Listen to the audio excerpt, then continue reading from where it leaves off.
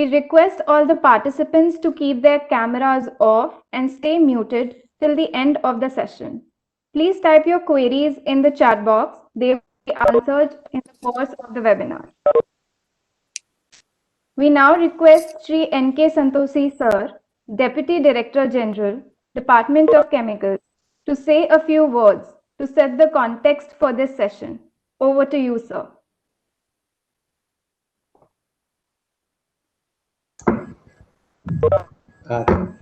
Thank you, madam. Good afternoon, everyone. Myself, N.K. Santoshi. I am Deputy Director General in the Department of Chemical and Petrochemicals. I welcome you all for the today's webinar under the. I think the camera is not working. No problem. Camera is not working properly, so I have to set this camera.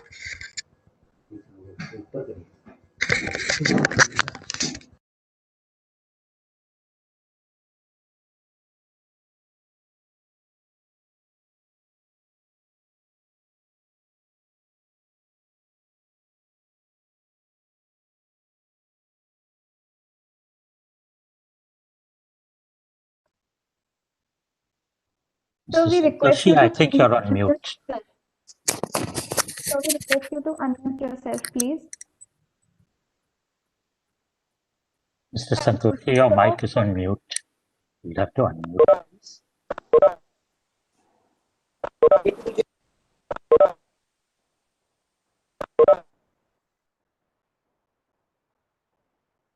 Mr. Santoshi, your mic is on mute, so you'll have to unmute yourself, please.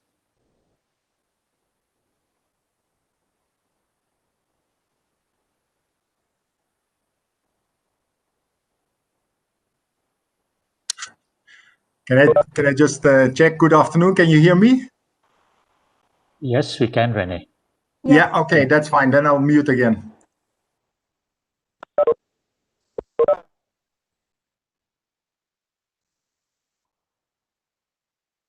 Kaveri, you might have to give Mr. Santoshi a call.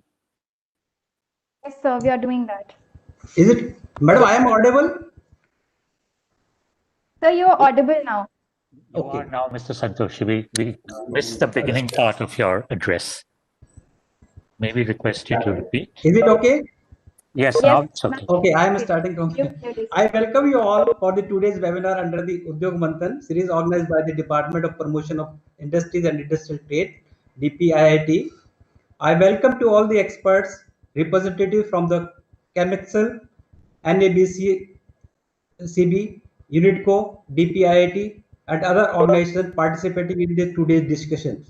I would like to appreciate the effort of Dr. Vandana Kumar, Joint Secretary, DPIIT, for giving such an online platform for interaction with the experts and stakeholders for further improvement in the sector.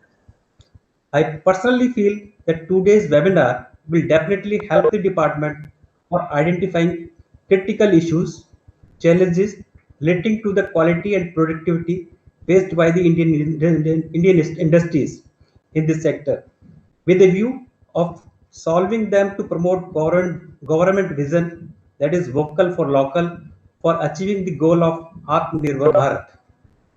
I am confident the department will find solutions for promoting productivity, quality, and their interlinkages in Indian industries. I would like to thank the DPIIT for organizing such interaction platform with the experts and stakeholders. Dr. Vandana Kumar JS has asked me to share our department perspective before going to the technical discussion. So I will give you a brief idea about the vision of this department and some of the initiatives which we have taken and the issues on which we are still working on. Before I start, I would like to introduce my team members, Dr. Vishal Chaudhary, who is not visible on the camera here, and Mr. Varun Kumar Punia, Deputy Advisor, Industrial Advisor. They will help me for recording your views, suggestions, and will interact on the technical issues. So I will first provide an overview of the Department of Chemical and Petrochemical vision, issues and initiatives. and approximately I will take the 15 minutes time. Then we will open the floor for the experts and their views. For experts, 4 experts will be given 10 minutes time each for their suggestions. Later on, the question hour session will be set for 1 hour. Our vision statement for 2024 is to seize the opportunity to establish India as a leading chemical and petrochemical manufacturing hub with a trust on reduction of in import dependency by attracting investments in manufacturing quality products using cutting edge technologies in specified clusters with focus on sustainability, and this sector is likely to contribute more than 200 billions to the manufacture sectors, that is approximately $1 trillion economy of 5,000 trillion economy by 2024. Just I will brief about the sector, how big this sector is. As you have seen, the chemicals is one of the sectors. It is being used in every areas there. The market size of the chemical and petrochemical sector in India is of the worth of 165 billion. I'm giving to you the latest figure as per the according to the National Account Statistics 2020. Chemical and petrochemical sector, that is for the division of 20, accounts 1.12% of the GVA for the economic activities in 2018-90s as compared to 1.04% in 2017-18 at the constant price. The share of the sector in the GVA of manufacturing sectors is 6.2% during the year 2018-19 as it was 5.73% in 2017-18. If the share of the chemical and chemical products sectors, including pharmaceutical sectors, this is including the division NIC division 20 and 21, accounts 2.25% of the GVA for all the economic activities in 2018-19 as compared to the 2.16% in 2017 and 18. The share of the sector in the GVA of manufacturing industries, manufacturing sectors, with including the sector NIC 20 and 21, this is 12.46% during the 18-19 as compared to the 11.88% in 2017-18. I just put out these figures. You can just see that every year this sector is growing and there is a lot of opportunity in the future also. The industry is highly diversified, covering more than 80,000 commercial products. 16% of the world production of dyestuffs and dye intermediates are manufactured domestically, and specialty chemicals constitute 18% of the chemicals and petrochemicals market in India. The demand is expected to grow at 12% CAGR for the financial year 1922. A shift in production and consumption toward Asian and South Asian countries is expected to contribute towards increasing demand for chemical and petrochemicals for India. I will brief about the import and export scenario. India ranks 14% in the export and 18th in import of chemicals, that is excluding pharmaceuticals products globally. Approximately 50% of the agrochemical products produced domestically are exported. The chemical and petrochemicals market it is projected to reach more than 300 billion by 2025. Sectors like fertilizer is expected to grow at approximately 13% of CAGR. Then you can imagine how much bigger the sector is. Now I will brief about the initiatives with the Department of Chemical and Petrochemical has taken in the sector of PCPIR and the plastic parks. The many upcoming petroleum, chemical and petrochemicals investment region, that is PCPIRs, and plastic parks are expected to provide state-of-the-art manufacturing infrastructure for the sector, increasing economics of the scale substantially, given the global oil and gas majors are turning their sights on downstate downstream chemical opportunities. This may increase focus on the petrochemicals in India, and higher investment in the sector could ease feedback challenges and the boost self-sufficiency.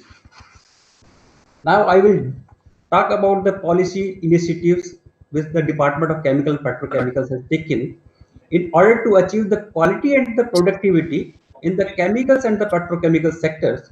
Department has taken initiatives to amend PCPIR 2007 policies to attract investment. And I would like to inform you today here. Today we had a meeting with the cabinet secretary, but by chance this meeting has been postponed on this policies issues here. Planning to draft production linked initiatives scheme to increase the manufacturing of the chemicals and petrochemicals. And department is also in the process of for preparing draft chemicals management and safety rules to regulate and managing chemicals in India. Department has made the standards of chemicals and petrochemicals as mandatory to ensure that both the ठीक है मैं भेज दूंगा ठीक ठीक है अभी देखा मैं मिस कर गया ठीक ठीक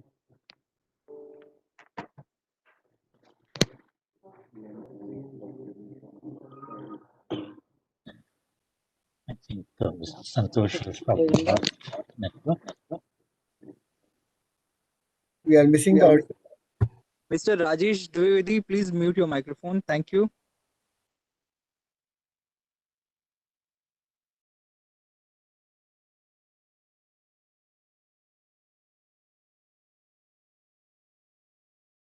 are expected to attract investment of around 7.63 lakhs crores. As per data available from the state governments, investment of rupees 2.2 lakhs crores have been made in these regions. The four PCPIRs are expected to generate employment for around 33.8 lakhs persons. That around 3.8 lakhs persons have been employed indirect and direct activities related to the PCPIRs. These are our expectations. Production linked initiatives schemes. Department is working on the PLI schemes for specialty chemicals to reduce import dependency and enhance India's export. Around 100 chemicals are identified so far under the different segments. Omnibus chemicals regulations. India presently has no mechanism in place to cater the need of regulating and managing the chemicals in India. Hence, to bridge this, the draft chemicals management and safety rules has been prepared under the Environment Protection Act in 1986. The aim is to provide mechanism for the notification of all chemical substance and the registration of priority chemical substance, and to incorporate two existing rules, that is manufacture, storage and import of hazardous chemicals rules 1989 and the chemical accident emergency planning, preparedness and the response rules 1996 to ensure that the single authority deals with all aspects of chemical management in coordination manner, making it obvious in nature. At present, these two rules are not enforced properly due to the absence of the central apex authority. About the BIS standards, there is need for standardization chemicals and petrochemicals products domestically and imported for human safety, health and environment.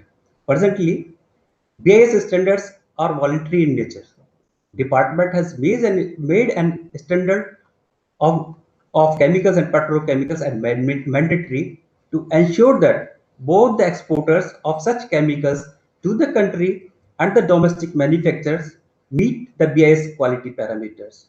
The mechanism shall help to improve the quality of these products, and we don't want to make our country as a dumping ground for some other countries. So far the department has issued notification for making BIS standards in mandatory for 19 chemicals and 10 petrochemicals areas. With this, there are some key challenges also, which I have highlighted here. One is the crude oil is an essential input in the production of chemicals and the petrochemicals. Rise or fall in international crude oil prices, therefore, directly impacts the price of raw materials, inputs like naphtha, ethylene, polyethylene, etc., which are used in the manufacture of chemicals and petrochemicals. Hence, in order to increase India's competitiveness in this sector, these issues needs to be addressed. Import share of the sector India's import in 2019-20 is approximately 14.4%. Except the pharmaceutical products, India is a net importer of all the categories of chemical products. For example, in the case of organic and inorganic chemicals, India suffered a trade deficit of 10 USD billions in 2019-20, which signifies India's import dependency. Hence, there is a need for reduction in dependency on imports for this sector. Third is the lack of specialized infrastructure such as pipelines. Moreover, there are other issues as well, which include lack of appropriate water desalination plants, reliable and cost-effective water treatment facilities, and insufficient road connectivity, which create hurdles in accessing of raw materials from other parts of the country. These are some of the initiatives which the Department of Chemical and Petrochemicals have taken, and we are working on some of the issues which I have just shared with you. Now, I would request all the experts to give their views, and definitely we will record these views for our future actions. Hand over to Dr. Vandana. Thank you. Thank you, Mr. Santoshi, and a very warm welcome to everyone on the webinar today. Thank you once again to the Deputy Director General for your very comprehensive briefing on the chemical sector and sharing the department's vision for the sector. I think it certainly gives the industry a great amount of energy knowing that the ministry and the department stands behind us. I'd like to welcome representatives from the various organizing bodies and collaborators, my fellow panelists, industry leaders, and experts. Delighted to welcome you to this virtual sectoral session, which I hope is going to be forward-looking with a bias towards action on promoting quality and productivity in the Indian industry and specifically within the chemical sector. Udyog Manthan, as you might be aware, has been designed as a marathon session of 45 webinars spread over 8 weeks, spanning all the champion sectors of Indian industry, with a very clear and focused aim of examining opportunities, challenges, solutions, and best practices, and carrying these sectoral cross-learnings of quality-inspired productivity from promise to practice. Today's sectoral session would examine how quality and productivity can catalyze building of a competitive, compliant, and conscious chemical industry of pride on the global stage with quality products and services, not just for India, but for the world. We believe that the future of chemical manufacturing is not going to belong to whichever company can cut its prices below the competition. For Indian industry to be globally recognized, it needs not just to be competitive, but also it needs to constantly up its game on quality and achieve global standards, not just of products, but of processes, of reporting standards, of governance, of safety, health, and environment standards. We need to ensure and provide reliability, reassurance, and confidence. And with that, it could, I'm sure, be a win-win situation for both seller and buyer, and a powerful tool to curb imports, boost exports, and grow the domestic market. We have to demand that the world gives us the best, but more importantly, we have to ensure that we give them back the best. as an industry, together with relevant authorities and with the support of the DPIIT, DCPC, and various ministries, we have begun to make rapid strides in this direction, but I believe we do still have a journey ahead and a way to go. Today's panel discussion will, I hope, address some of these questions and provide us with the pathway for carrying forward brand India in our sector by winning the hearts and minds of customers here and across the world. We are delighted to have with us a stellar panel of 8 members today, and I'll introduce them to you as I request each one of them to give us their brief perspective of quality and productivity in the broadest sense for what it means for this sector and how they are interlinked as a critical vehicle for growth. Since we have a fairly packed agenda and would need to keep a fairly sharp eye on time, I'd request that for this initial round, we keep your perspectives to maybe about 5 minutes each. So let me get the ball rolling with requesting Mr. Parp Das, who's MD and CEO of HPCL Mittal Energy Limited, leaders in the petrochemical sector here in India, for your perspective. Mr. Das, over to you. Thank you, Rajiv. It's really a pleasure to be here with you. Dear panelists and participants, I know that each one of you is working in chemical and petrochemical sector and you are all expert. I am no expert, but I would like to share something what we have been doing. To start with, Mr. Santoshi had mentioned that, import substitution and, export. I'm proud to say that India, is a country when it determines something, it does it in its style. I'll start with 3. I'll come to the quality and productivity. Just give me some time. India was importing petrol and diesel in 2020. 2000. You remember that, there was a rationing of petrol and diesel that particular time. Come 2020, we are exporter of petroleum products. India really determined that it will have enough number of refineries. Now we are exporting a quality product even to California. We exported nearly $36 billion product. 20 years we have changed the scene. I think, for petrochemical, it will take much less.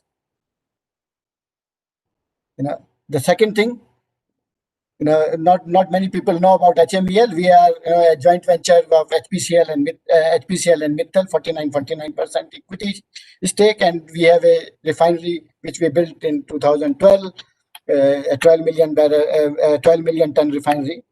And now currently we are implementing a petchem project of 1.2 million ton ethylene. This is 20,000 crore project. Why I'm telling this, that I just wanted to find out how much equipment did we buy from India and how much did we import. And we are building one of the best and largest world-class complex, 20,000 crore. So I made a calculation. We are buying 1,360 equipments, all compressors, motors, exchangers, you name it, and it is there. And we are buying, pipes of all sorts and sizes of 1,800 kilometers, fitting flanges. Out of this 20,000, only 15% we are paying outside. That includes the technology. So we are doing good. India is really capable of producing all the items, and we were competitive. We had international competition. Our manufacturers were very competitive and a good quality. So India has really come of age. Third example, this pandemic, we were short of even mask and PPE, few months, and we are the major exporter. I think we are good. We are doing good, and we can really do good. Most of our companies are concentrating on quality and productivity. I think that is why we are exporting, and but there's always a scope. So let me just concentrate on 2 items, because time I'll keep my time. Just the 2 items which I will concentrate on, and what we are doing, and what we think that we can do together. Safety has always been a prime concern for HMEL. Safety, both of occupational safety as well as process safety. This really gives dividend. Some people think that safety doesn't cost much, but returns are immense. It gives discipline in the minds of people. It changes the culture of the organization. I think most of us are doing it, but little more emphasis. I'll just give an example. There's a company in USA, Alcoa. The CEO was appointed new, Paul, little old, in 1887. And in the first meeting of investor, he talked only about safety. People thought he doesn't know things. That's why he's talking about safety. In his tenure of 13 years, he really made the profit went up 5 times. The share market went up 5 times. The market cap went up by $27 billion. Safety pays. We in HMEL have been, putting this safety on top of our agenda, both for occupational as well as safety. In this project which we are building, there are 20,000 people coming and working with us. 20,000, and they are not industrial workers. In most of time, India, you get agricultural labor converted overnight into industrial worker. We give training to each one of them.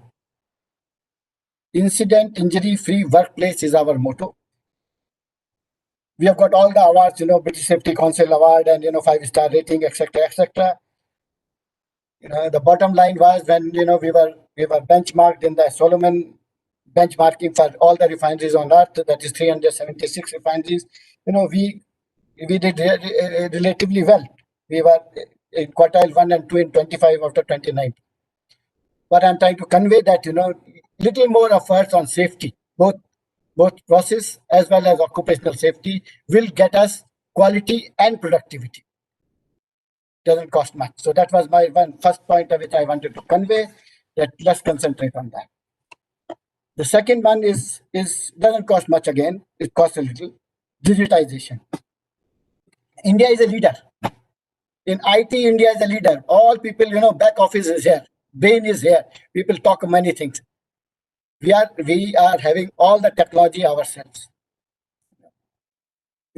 Somehow, when we will talk about Industries 4, we talk about industrial Internet of Things, analytics, robotics, high performance computing, artificial intelligence, cognitive technology. We all think it is for space or something. But, each one of you must be involved in this. Everybody must be doing something on it. This is the area which to look for. If we are really able to do something more in this, we will be really competitive on Earth. And various people must have tried many things. We in HMEL, we from small things to big things.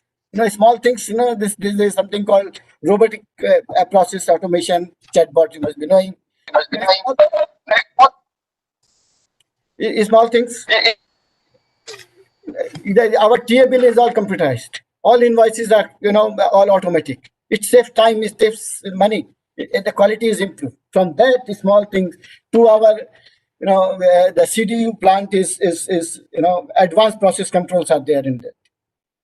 It's automatically optimized. Real-time optimization is going on. We have, I think I can and go on saying that we had lot of hydrocarbon coming out of our PSVs. We put a sensor there, and through remote. Now, as soon as there is the emission out, we come to know, and we can really control. We were making polypropylene, and the quality was getting affected. So we had that digital twins, and we really improved ourselves. The work is still to be done. So this is the area to look for. I think the investment here, the payback period will be 3 months, 6 months, something like this. So if people can really work on this, and it is very easy, it's just the mindset issue. I was, although being an engineer, I was not very savvy with that. We had a rule in this company. Then every person will have 3 days training on IT, including CEO. And that's how the thing changed. It is not rocket science. It is very simple. If you are able to do it, the productivity and quality will certainly improve. I thought, I'll stop here and later on at any intervention I will come back. Thank you. Thank you, Prof. I think that was really a lucid explanation of the steps that you've actually taken within your organization to drive productivity and quality forward, with just two very simple examples around digitization and safety. May I now request Mr. Shyam Bang, ex-chairman of NABCB. He heads today the Task Force on Manufacturing Excellence within FICCI, Director of Jubilant Life Sciences, huge wealth of experience. Mr. Bang, may I request your perspective on this issue?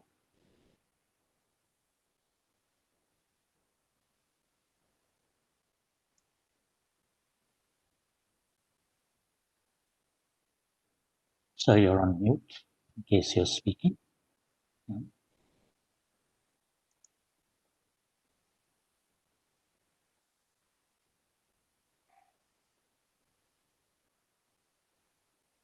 Mr. Bang. Hello.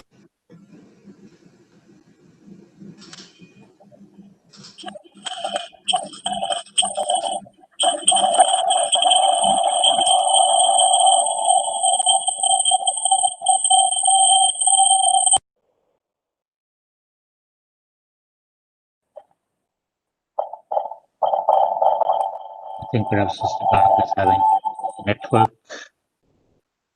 issues.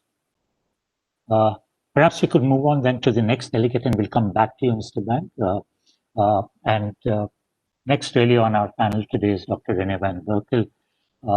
Dr. Berkel is UNIDO representative here in India. Again, wealth of experience on the subject and the topic. So, René, may I request you for your views on these issues, and then we'll take a second round and dive a little deeper into this.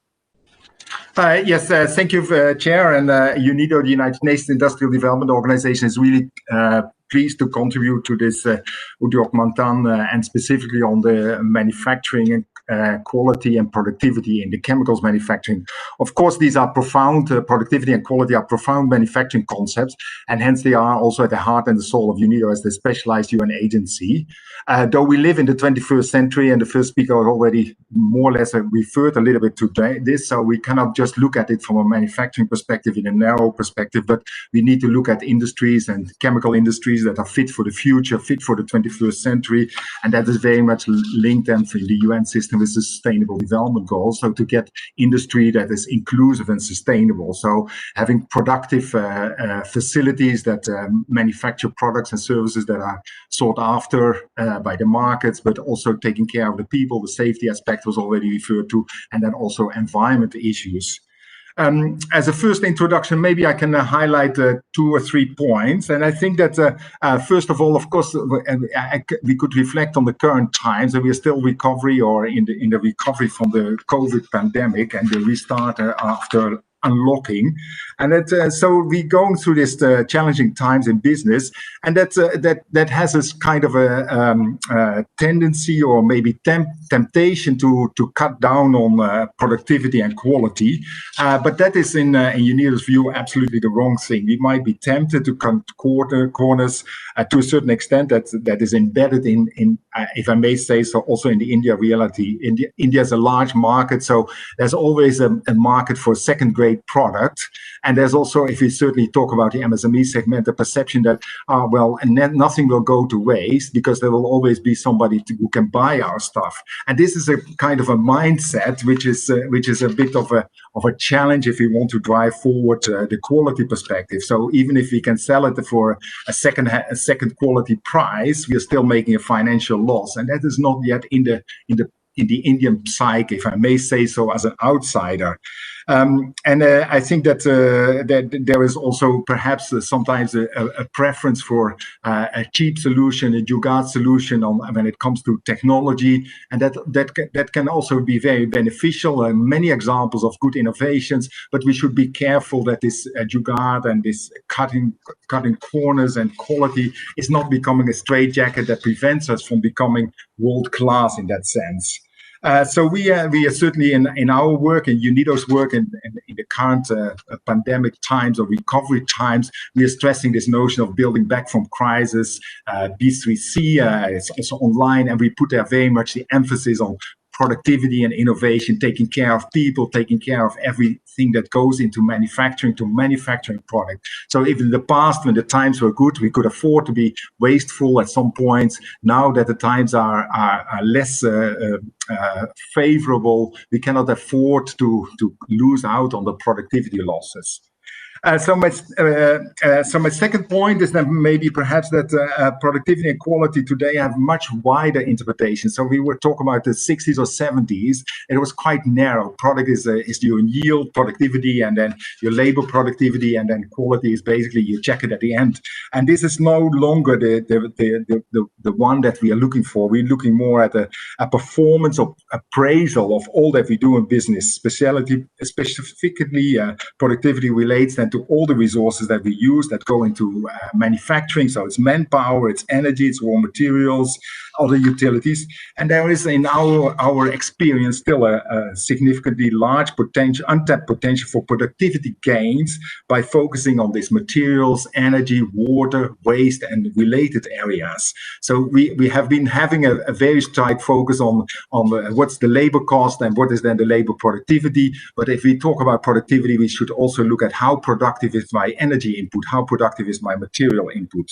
And likewise, quality is then also no longer limited to the final product, but it's related to all aspects of our operations. So how do we take care of the economics of people so that people are productive in their workplace? Do we also take the safety and security into consideration? So we are looking more at an integrated concept. At UNIDO, we stress upon this with what we call then resource efficient and cleaner production. So we say you minimize or you maximize the efficiency use of materials, energy, and water. So everything that goes into your manufacturing operation should become a product, and then you have automatically less waste to throw away. And if you do that, then you also keep your people safe, and that is the virtuous synergies that we could achieve there. This is also very much related to the concept that the zero defect of the DPIIT and Ministry of MSME. So there's still a lot to do, and by way of examples, just to share some examples then of practical work, we worked quite extensively, for example, with Ankleshwar as a typical MSME cluster with about, I think, 600 MSME units, 2/3 of them in the dye and pigments, and a quarter is pharma related. So with the Gujarat Clean Production Center, we worked on clean chemical technology, so to look at the catalytic oxidation of benzoic acid derivatives, so you avoid the nitrox oxides, which are a greenhouse gas contributor, and then also save energy, and also working on the acid recovery, which is in many of the plants, so spent acid recovery, so we avoid 2,000 tons of waste acid. And together with then also looking at plasma incineration of some of the waste streams, we came up to some 110,000 tons CO2 avoided in the cluster with just 2 or 3 new technologies. Currently, we're working with in the same cluster with ESL, the Energy Services Limited, on the replicable energy technologies for this small-scale manufacturing, and there are many opportunities. So we're looking at what is common is still to have horizontal agitators. The vertical ones with improved impellers are much better, save about 20-25% energy, and you have much better mixing, so better quality, better productivity. So investments, we're talking about 19 lakhs, payback 20 months, 22 months, so well within 2 years. We talk about introducing of energy efficient scrolls chillers, which say 35% energy and are more reliable in terms of cooling at different performance ranges. So you also have better productivity, better quality as a spin-off from using energy efficiency. Here, the investment is about 6 lakhs, and the people are talking about a 2-year payback. So there's good business in there. Then that comes on top of the more traditional work on efficient boilers, for example, the IBR boilers, which are still not common sense and commonly applied. So with the appropriate boilers, an investment of about 8 lakh, companies can recover that investments in a year. So by having a more comprehensive approach to productivity, and particularly the MSMEs can still save quite a lot of money and become much more competitive.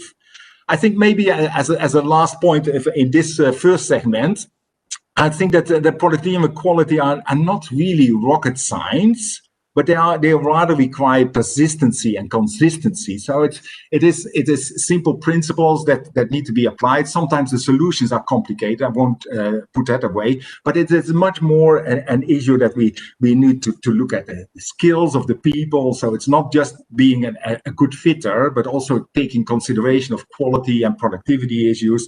To look at the systems, we have standard operating procedures, but do we actually monitor? We collect a lot of data, but do we actually use those in the systems? Then, of course, we need to look at the technologies. I already gave some examples of that.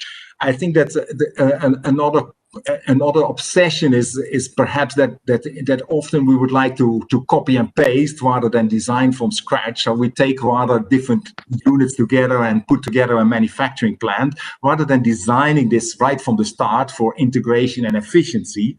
And then I think this all perhaps also relates back a little bit to the entrepreneurship, which of course I talk more about the MSME segment, that we still need to get across the message that sometimes you can earn much more by spending a bit more upfront. And this kind of perceptions are really there.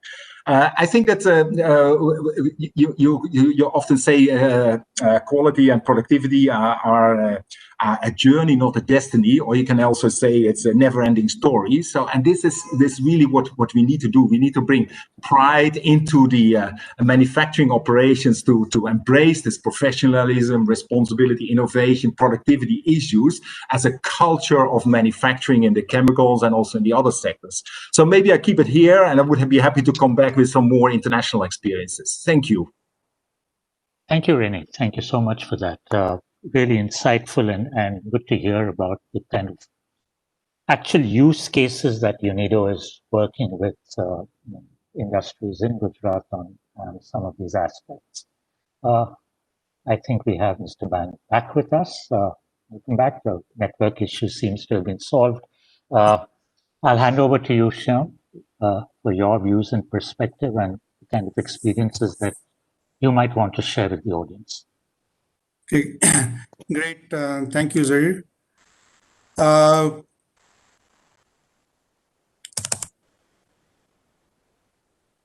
would just like to share some of these slides here. In general, I would say chemical sector could be broadly divided in 5 verticals, namely refining, petrochemicals, fertilizers, bulk chemicals, and specialty chemicals. The other division we could make is in the continuous process plants and the batch process plants.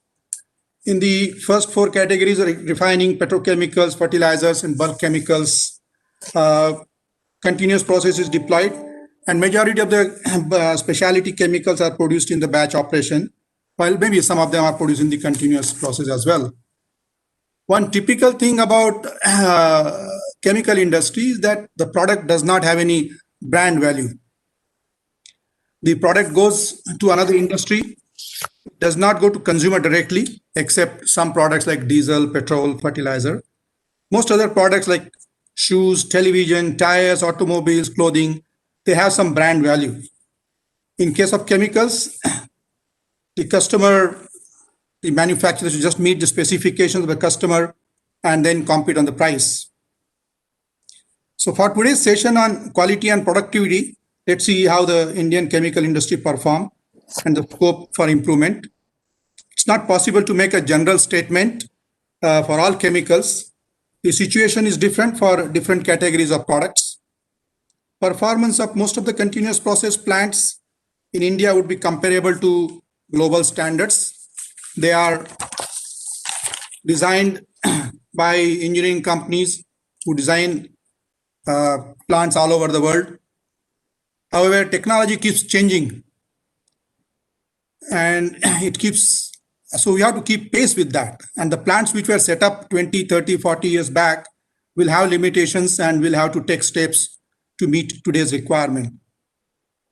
If we talk of refining industry, it meets the global quality standards. They produce diesel, petrol as per Bharat 6 standards, which are comparable to the European standards. The technologies are licensed by global companies, and the plants are designed by large engineering companies who design similar plants in other countries. So technically, we may not have major gap. Same story is applicable to petrochemicals, fertilizers, and bulk chemicals. In case of specialty chemicals, the story is different. The technology for specialty chemicals is not traded freely in the world market. In most companies, they develop their own technologies with the in-house team, sometimes with outside support. The plants are designed by engineering companies based on such developed technologies. These specialty chemicals plants have big scope for improvement. Some next door units may buy products compromising on quality, but overseas customers will not buy the same. Besides, due to low productivity, the product cost goes up, reducing the competitiveness of the industry.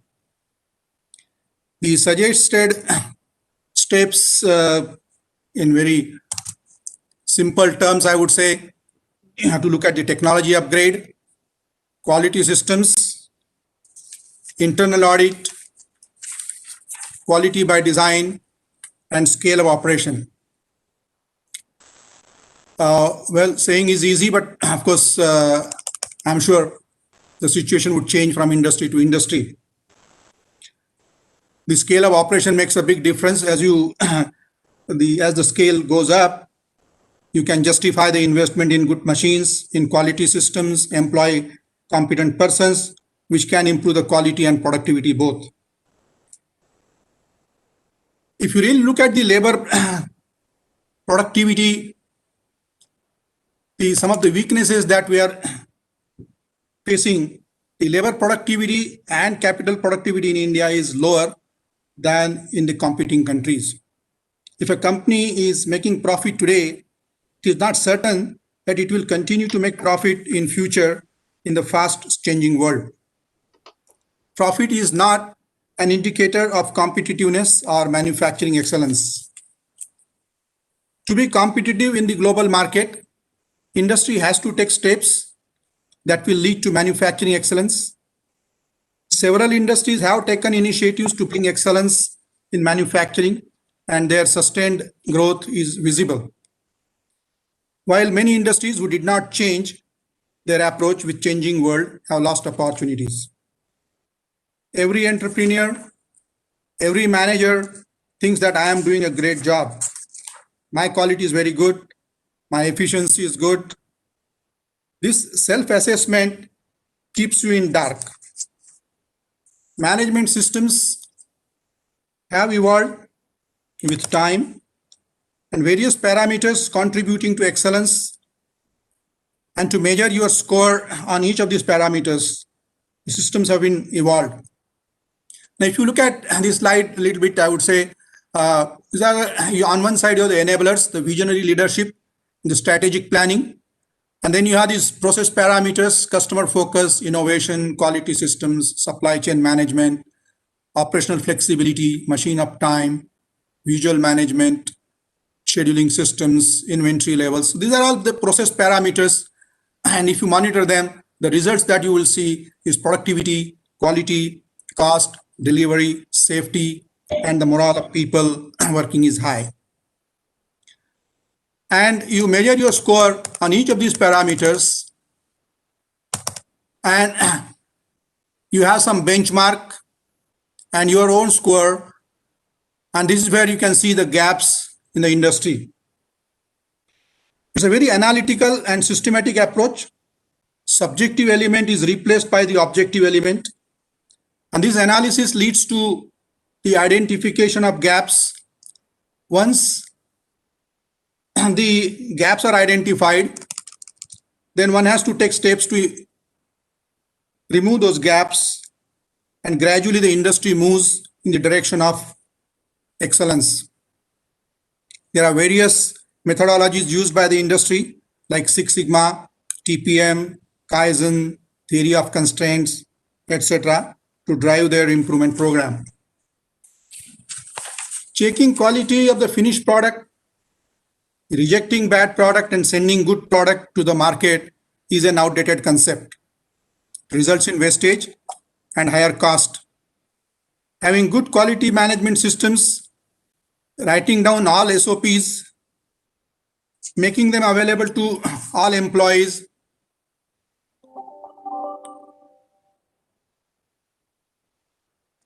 verifying their compliance will ensure consistent and desired quality. As a part of quality concept, the supplier, the manufacturer must look into take into consideration his own supplier, but not only his own supplier, also the supplier's supplier. Similarly, on that side, he has to also keep in mind who is his customer and also the customer's customer. And that's how really makes the system robust if you have that kind of broader vision and bring that kind of vision with all employees. The large corporates must work closely with their suppliers to ensure their supplier systems are also strengthened. This will help your own industry, and also your supplier's performance will improve. So if your supplier is able to give you good quality product at a consistent reliability, with a consistent reliability, I'm sure that improves your performance as well. And this is what typically the automobile industry in India has done, and we can certainly have a learning from the automobile industry also. I'll take one example of maintenance, which is a grossly ignored area in the industry, but a very important area, I would say. Its importance must be recognized based on because your production output and your productivity, the consistency depends on that. There are several factors in the industry or parameters which contribute to the manufacturing excellence. I cannot cover it all here. The little bit on standards and regulatory compliance. Various regulatory bodies in India and other countries have specified standards for some chemicals to protect consumer interest and environment. Industry has to comply with them. It is necessary to make it a part of the quality systems to ensure its compliance. European Union has this regulation REACH, which mandates registration of all chemical products. In future, more countries can come with such regulations, and industry has to comply to expand their market. In international trade, accreditation and certification is getting increasing recognition now.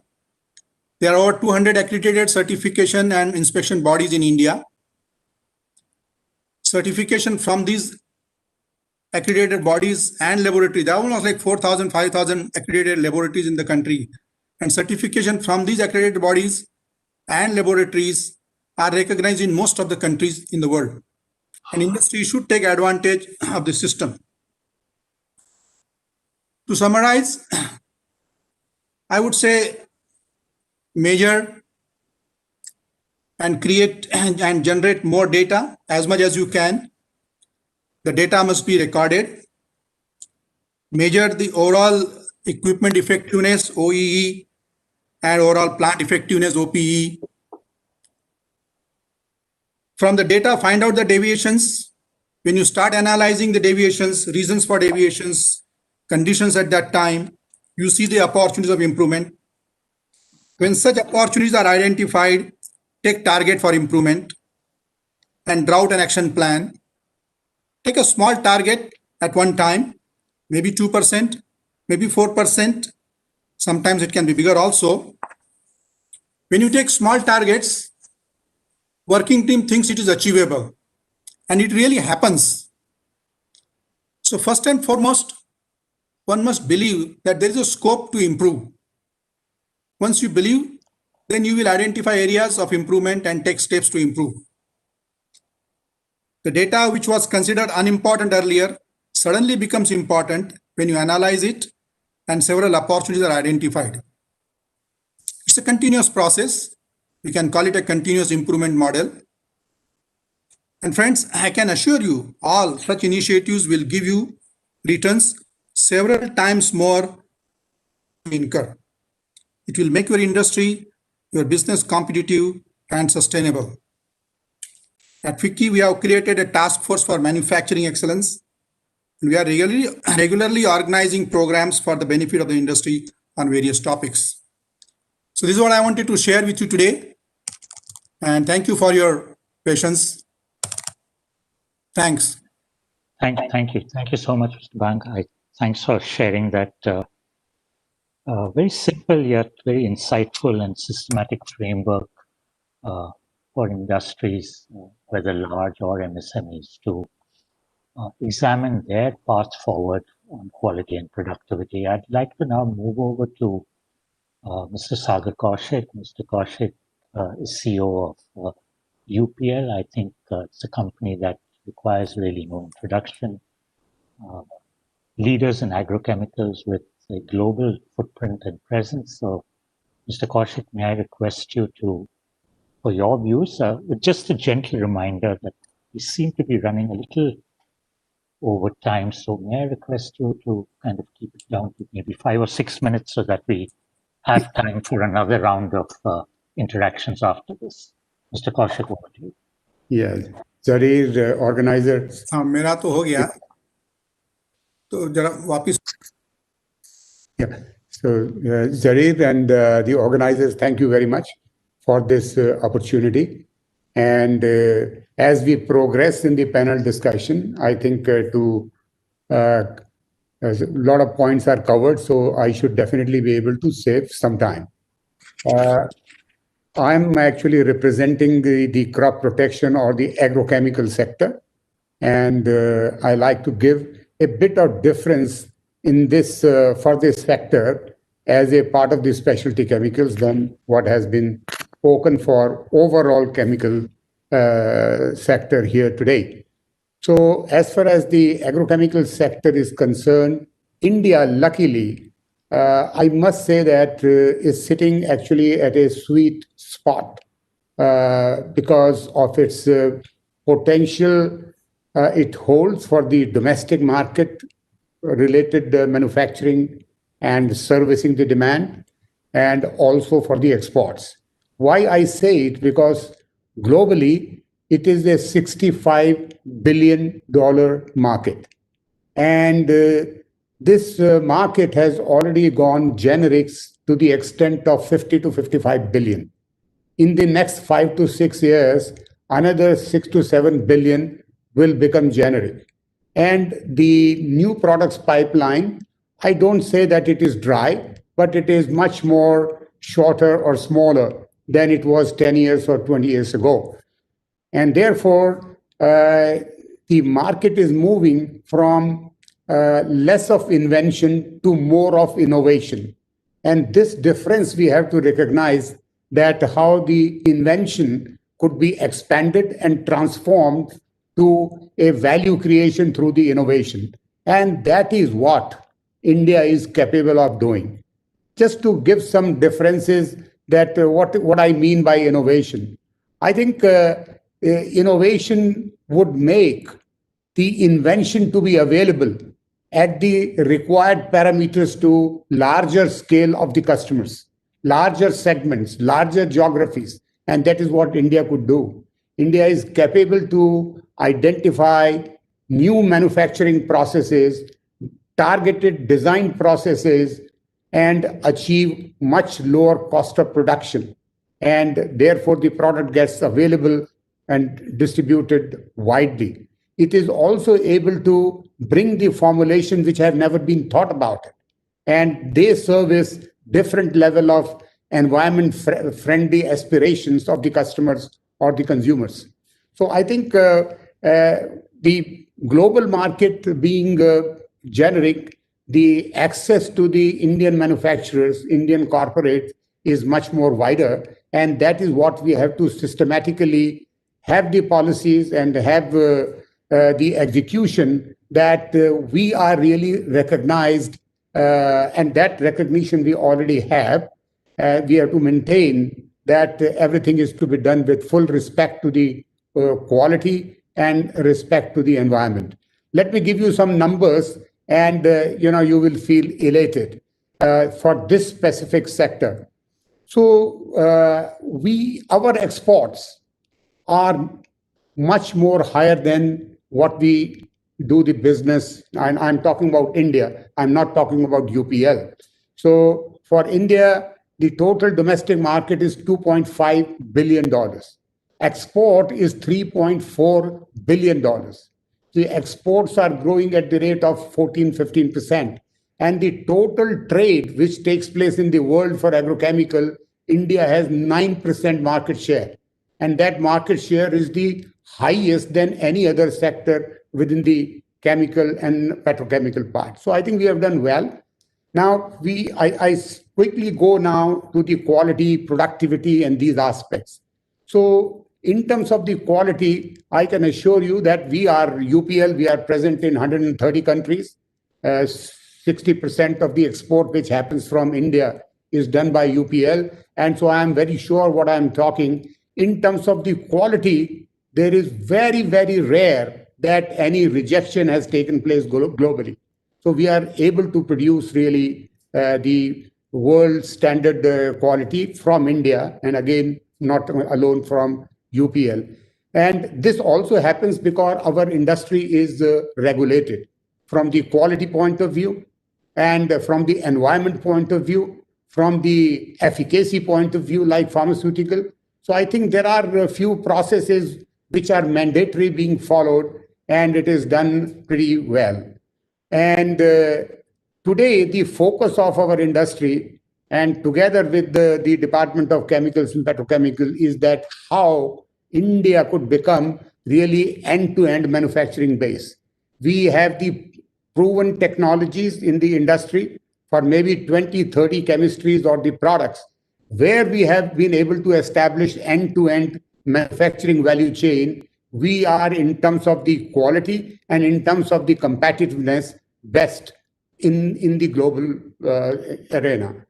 So I think we have been able to do quite a lot, but where we need to do, we focusing is actually, as Mr. Wenberg mentioned, that it is not just the theoretical or the compliance part of the quality, but you have to look at the whole system and the whole processes, the manufacturing processes.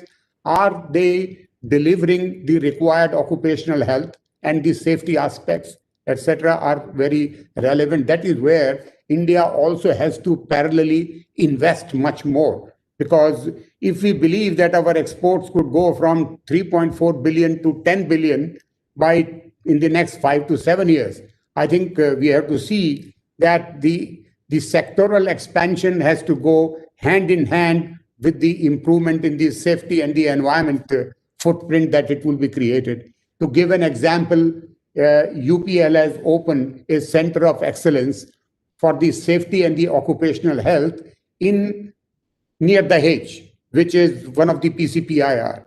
And this is not for UPL alone. It is to service the other industry around, because every engineer which will be working has to go through some processes. So I think, but what we have opened is one, but I think at several states level, these center of excellences, they need to be really put up, need to be supported, and to understand that the cause for the industry is more important than the individual company, because India's success will be in terms of the industry value chain, because UPL is not going to produce everything. We talked a lot today with regard to MSMEs, rightly. So I think, but MSME, they need to remain part of the value chain. So therefore, it is in our interest that we have to carry and work on that, how they understand the relationship between the quality and the productivity. The time has gone that when I say quality needs to be improved, and I'm thinking that the productivity will go down. So, or if I have to increase the productivity, I should better look at the quality, maybe something which is just acceptable, I do that. I think that part is over. We need to be, as an industry, be focusing a lot on the skill sets, and these skill sets needs to be done. Simple examples could be that if I am buying an equipment, it could be a centrifuge, or it could be a pipe and distillation column, etc. When the same equipment we install in our company, and an SME's installing his location, you see the output difference is huge. So therefore, if these simple examples, we could bring a change by establishing this skill set, and also work on the mindset of the entrepreneur, that if they have to employ the people who have been trained with these skill sets, they have to pay more. And they should take out from their mind that I must be the most competitive producers.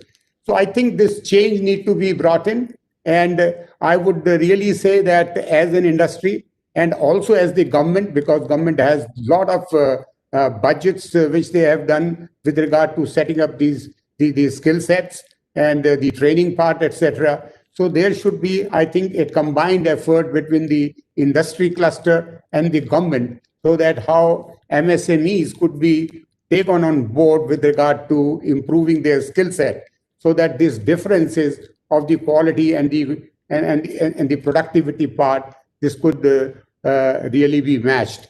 So that is where I would like to really stop, and will say that this skill set is the most important area to be focused. Thank you.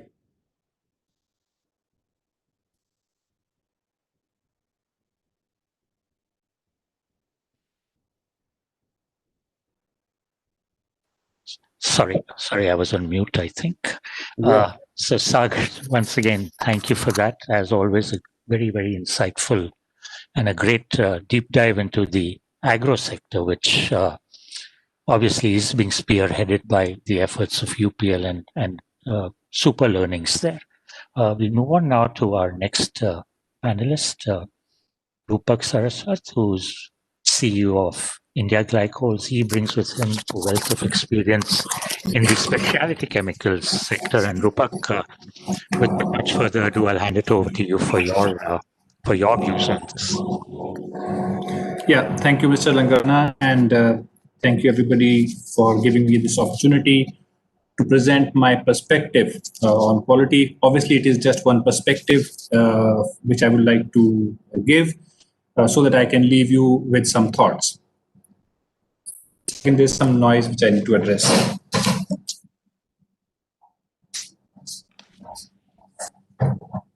My apologies. Yeah, so when I was thinking about quality, I thought about, irrespective of the industry, some products or organizations which I have thought about as high quality. I have not been paid by them.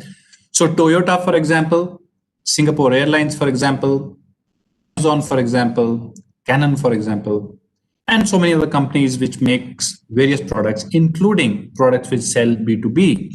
And slightly differing from what somebody else said, that there is no branding in B2B products, I think it is a little more challenging and it is significantly less. But there is, and there is a possibility of creating a quality brand in the chemical industry as well. So thinking about quality, I thought it is about delighting our customers from the point of view of functionality, reliability, and not surprisingly, it has now become inseparable from sustainability aspects as well, which includes product, operations, and the way the organization conducts itself. So we do not see a product which eventually does harm to the environment as good quality. We do not see the product or service of an organization which causes harm to people or the environment as good quality. So it is the overall experience of product, service, and organization which is increasingly widening in terms of the quality definition. In terms of quality and productivity, as people earlier mentioned, I believe quality, productivity, safety standards go hand in hand. And they go hand in hand in many different ways. And they also go hand in hand because what is required to deliver them, which is a culture, systems and processes, and from a leadership perspective, there is a lot of commonality. And whenever you look at organizations which have been able to deliver them, those organizations have been consistently profitable and consistently sustainable. Not only organizations, I may say ecosystems. So it has consistently helped us in delivering growth and creating far more value. Now, the thing about the chemical industry in India, as is possibly true for many other industries in India, specifically talking about, say, the specialty chemicals in India, the way the industry came up in India is that we would quickly like to get some know-how from the developed world or a recipe, present ourselves as low-cost producers. So we would cut the frills either in terms of the product or in terms of the plant or in terms of the process or in terms of the standards, or we would lower our gross margin expectations and therefore we would enter a business. And quite a number of Indian organizations to start with have presented or have thought of that as a competitive advantage, which allowed them to initially get into business and build a business on this basis. Now, whilst it is an excellent starting point, the issue is that it can take us, it has brought us here, but may not take us any further. Our aspirations are different. And if we continue to do this, for the very same reasons, this will move away from us. And at the same time, we will not be able to address the aspirations and the needs of the destination.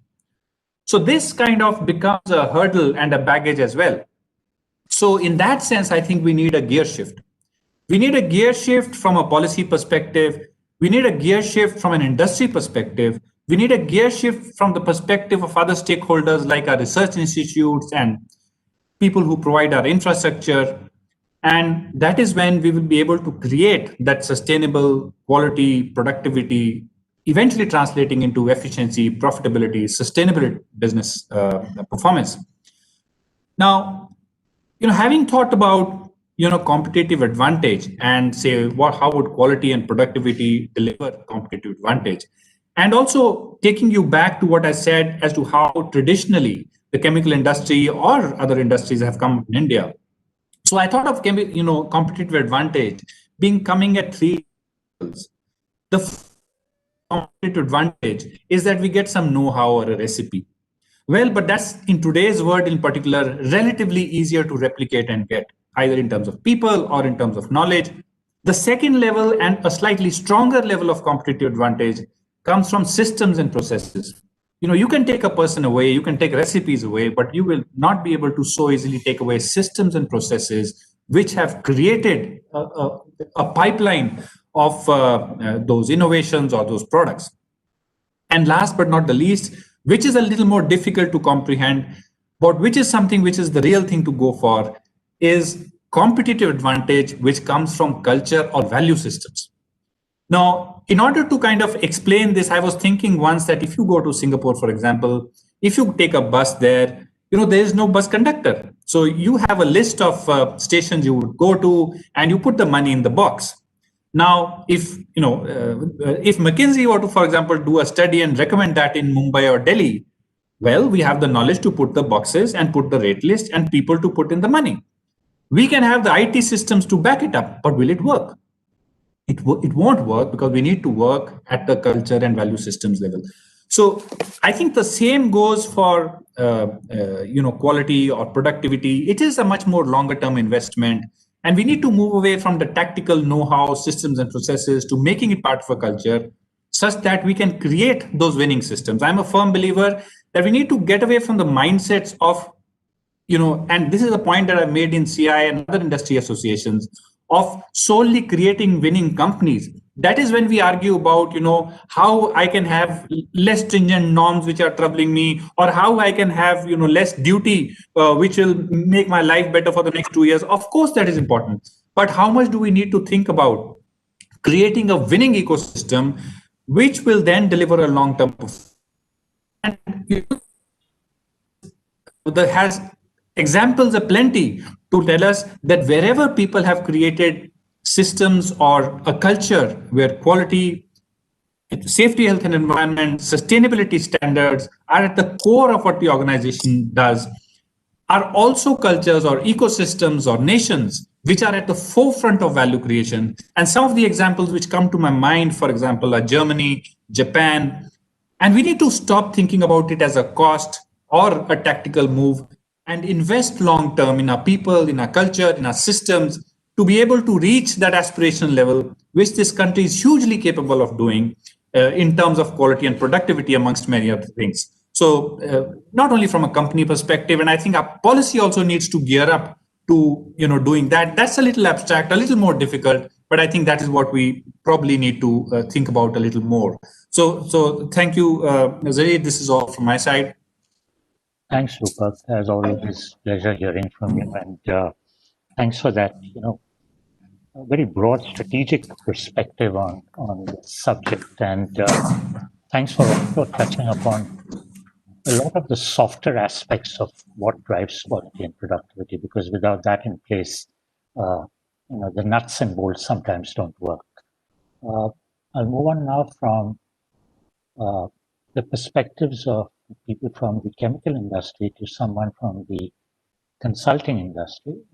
This is Mr. Manas Mazumdar. He's partner and national leader for the oil and gas and chemical sector at KPMG.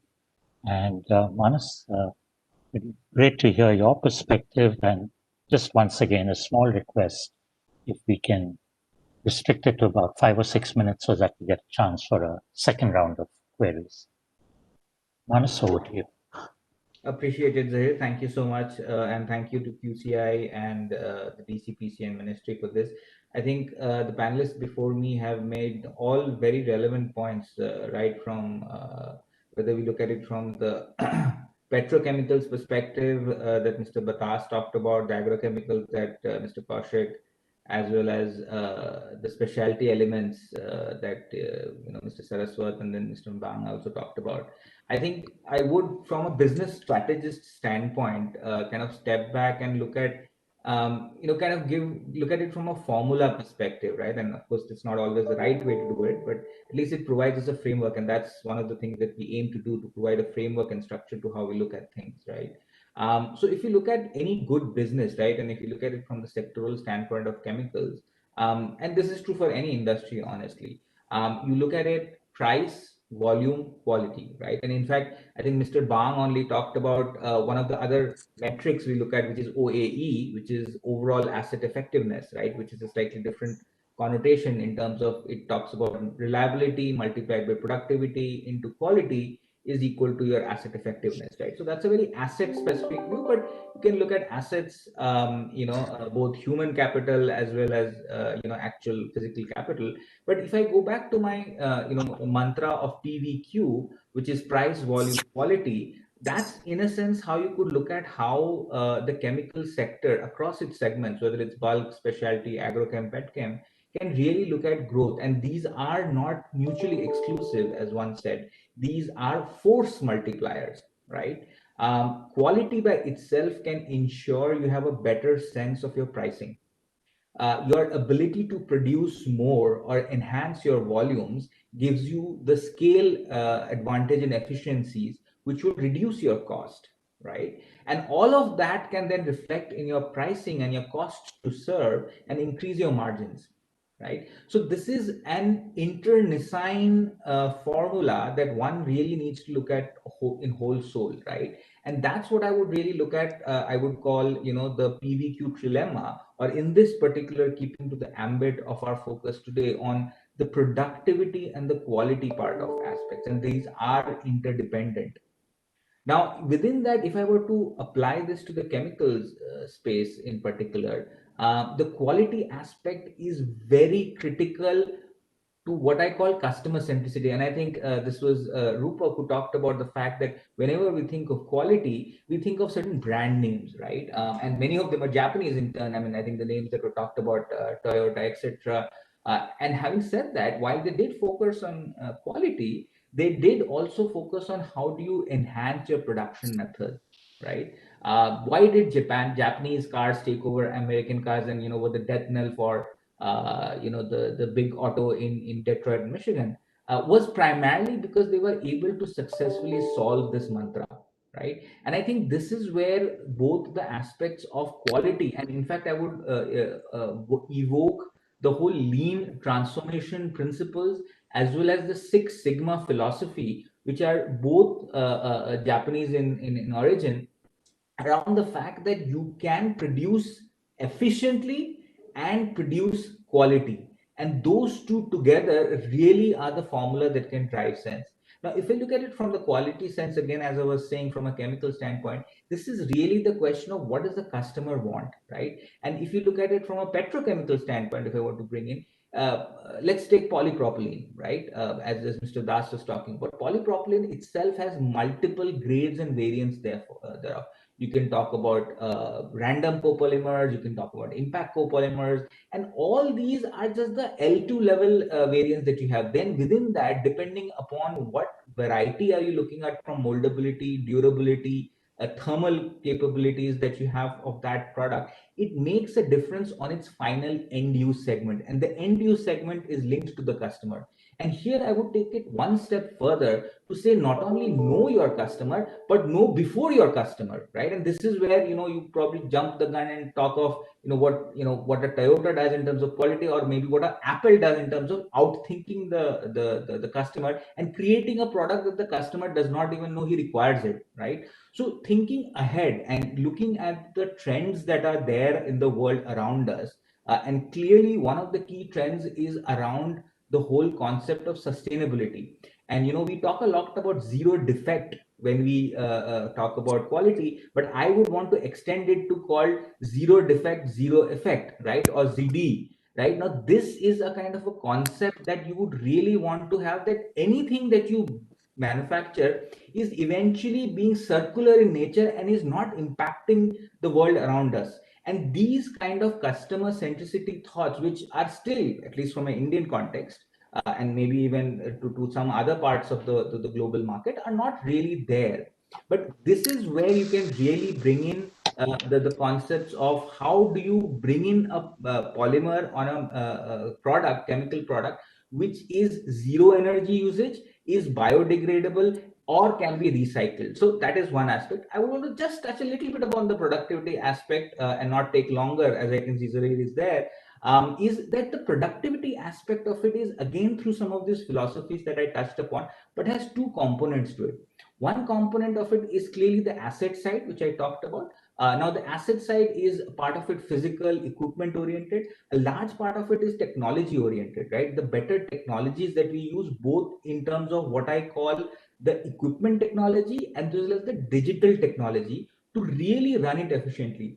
And finally, I want to stress on the human capital part of the productivity. Eventually, these operations, whether these are digital, automated, there is a person who takes that final call and that judgment. And that is where that skill set and the skilling that was also talked about is a very crucial aspect. And eventually, both productivity and quality have to be engendered in the person who is actually running that process.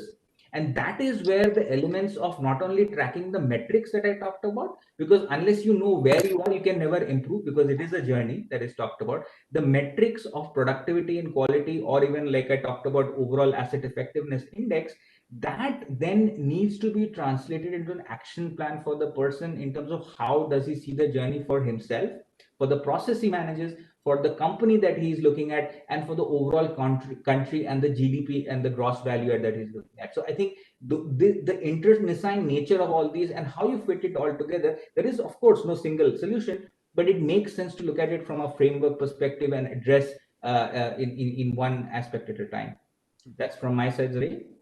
Thank you, Manas. Thank you. That was that was really wide-reaching scope and extremely insightful as well.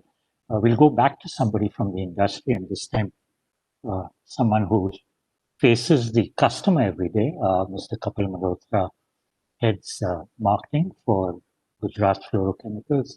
Kapil, what do your customers interact and talk about when they refer to quality and productivity of their suppliers? Thank you very much for giving me the opportunity to give the perspective from the customer's point of view.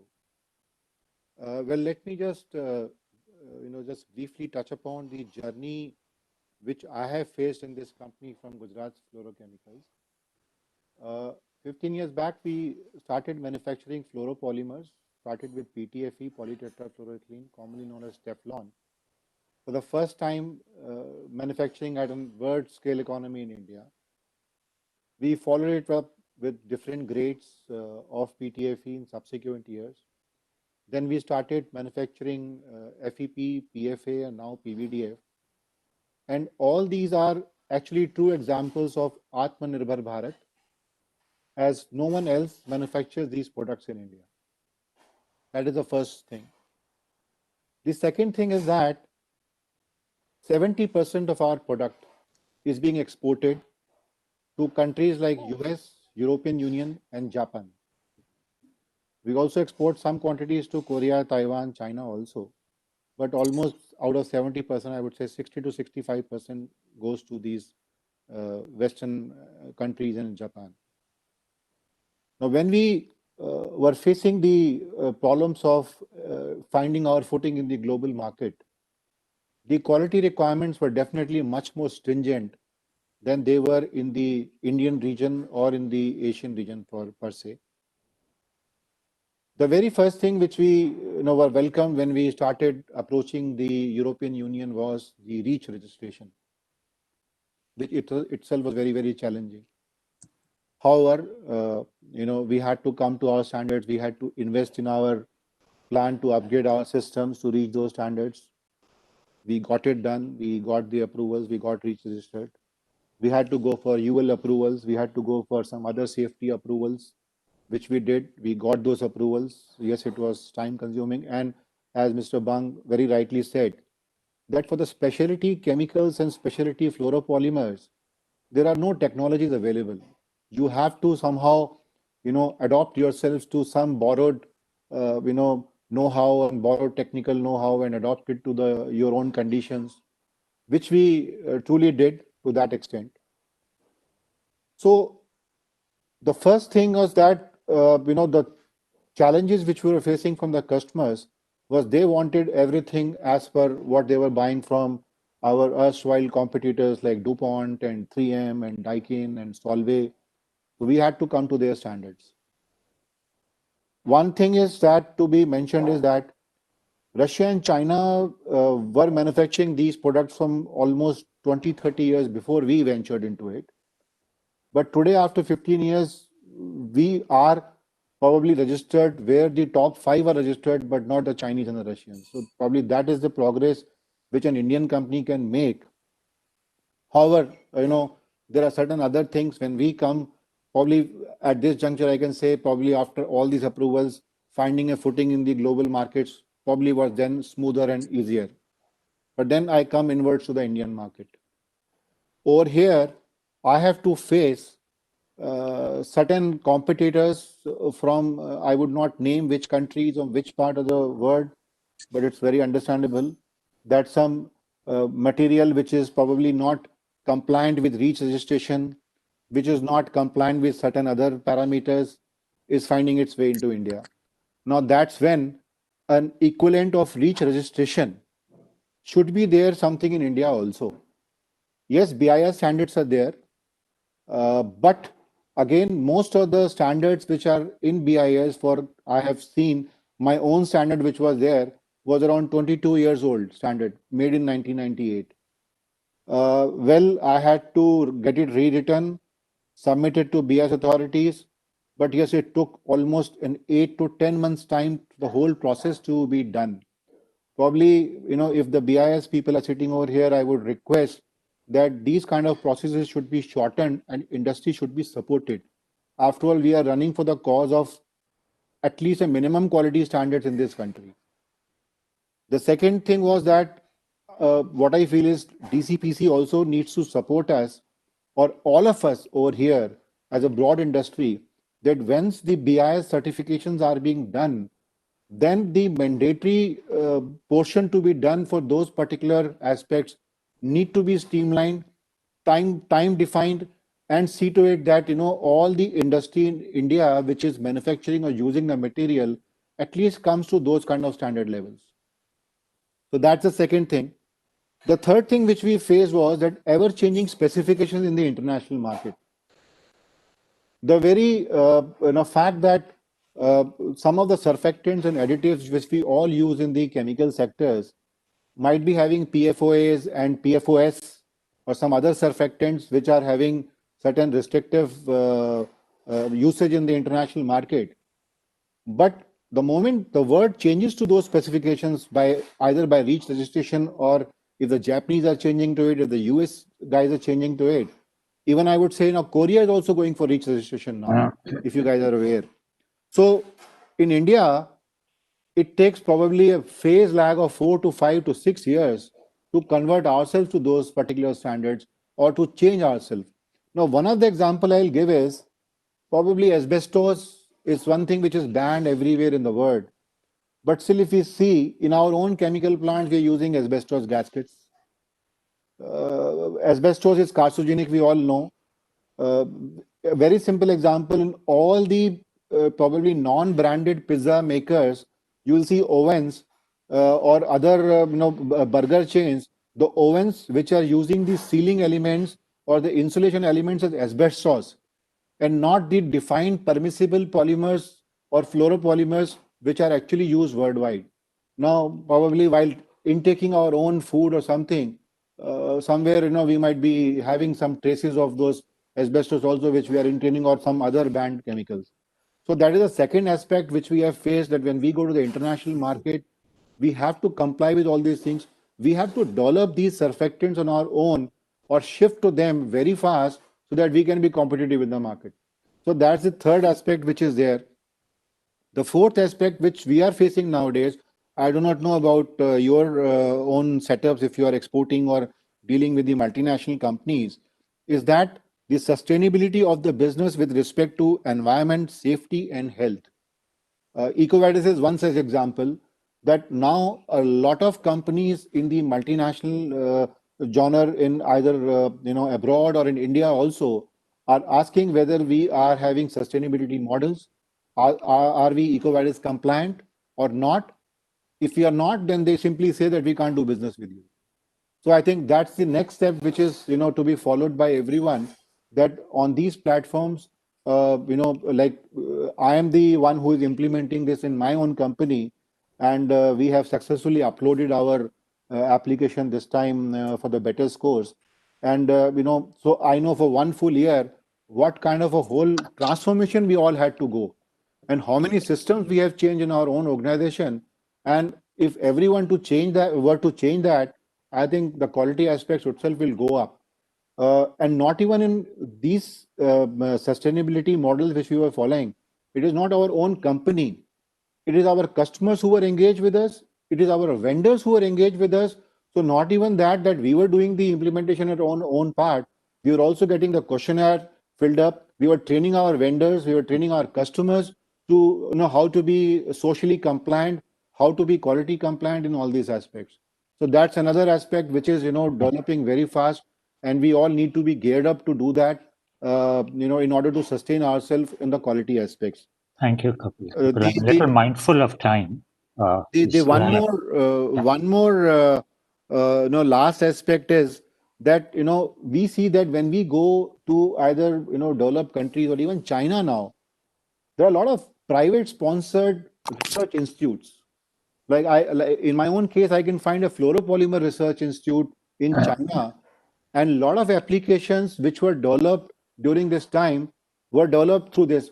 You all will be very surprised to know that we are talking about 5G applications, we are talking about lithium-ion applications. Let me tell you that there is a product called PVDF.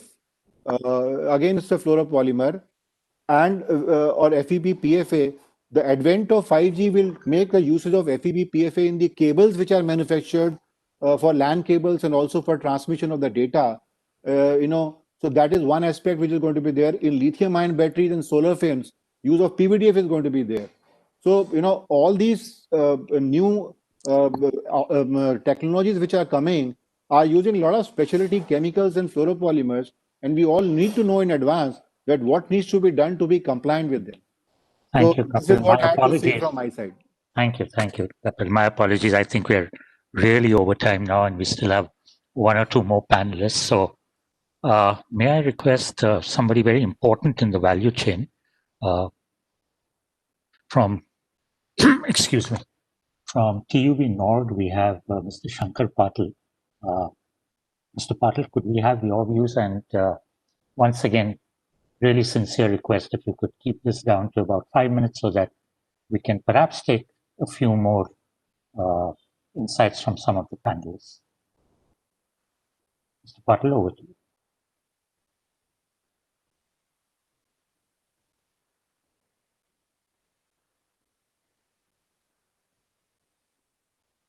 Mr. Patil, you're on mute. Yeah.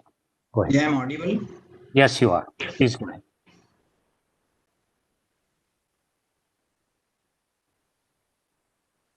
Yeah, I'm audible? Yes, you are. Please go ahead. Yeah, okay. Thank you. Master President Request from 5 minutes, please. Thank you. Yeah, I was not able to hear you, so that I asked audible. Sorry, I lost my time. Thank you giving me opportunity and for 5 minutes at least. We are basically we are very much working on the quality and quantity aspects because we are basically an inspection company, and we have almost concerns about the quality and quantity. So our service portfolios do suggest only for this, and myself, I'm trying to represent today Bharat stage emission standards for the fuels. So as we know that we are the 10 most populated cities of the world in India, having a emission issues like NOx and SOx and CO2 and particulate matter. So the harmful compounds which has been released like lead and nitrogen oxides, particulate matters, sulfur dioxides, ozones and carbon dioxides, for that government has brought an Bharat Stage 6 launch in NCR, Delhi. So as a quality control and assessment company, we are working very hard on the testing sites, and what we observed on the improvement of phasing up the lead content by the refineries from the gasoline removed in the past 6 years by catalytic reforming unit putting and continuous catalytic regeneration units. Then reduction of benzene we have observed during the certification process. We have the state-of-art certification labs. Since we are the inspection bodies, we work together with all chemical and petrochemical companies, and we definitely work with these exporters, where we have different kind of cargoes we are handling from different ports. For that, we have some kind of estimations on the export volumes that has been handled from India. So India has been surplus in producing petroleum products and chemicals like naphtha, gasoline, aviation, turbines, fuels, and petrochemicals, paraxylene, benzenes, and all. To our estimation, India is the world's third biggest crude oil importer and is emerging as one of the key global driver for refined fuels consumption at such an economic expansion and rising industrial activities, the infrastructure improvement and increase energy access commercial to retail consumers. India present refining capacity and the future expansion plans ensures the nation surplus productions and high-speed diesel and gasolines, including aviation, ATF, and fuel oil exports. The refining companies like Indian Oil, Hindustan Petroleum, Bharat, SRM, the existing capacity and their plans for 2030 has been planned as per government notifications what we have. It is the India, if you can say, it's almost 6th largest manufacturing country and 3rd largest consumers in the world on this petrochemical sites. The petrochemical industry covers a wide range of the products, olefins, ethanes, propanes, aromatic compounds, and benzenes, toluenes, intermediates. We as a third-party inspection, we have been asked by the foreign buyers or the sellers for inspection of quality and quantity. So definitely we have a major concerns and we have the similar visions for the company. Our quality policy guides about principles of vision, mission, and the values. Thank you, Mr. John. Thank you. Yeah, thank you, sir. Thank you so much for that perspective. And thank you everybody for those very comprehensive perspectives. I think we have a little more time to get through maybe 2 or 3 more interactions with some of the panelists. And let me start with you, Rupert.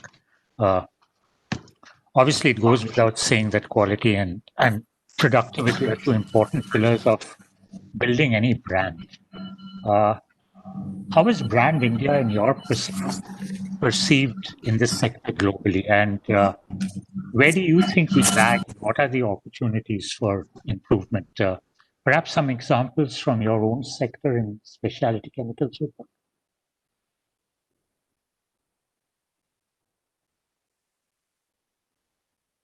You're on mute, Rupert. Thank you. Can you hear me now? Yes, we can. Yeah. So thank you. So the way I see it, and it is not necessary that that's the only perspective. You will probably agree that by and large, brand India, even in the chemical industry, is seen as a nation with mind-blowing potential, but mind-boggling inability to reach it.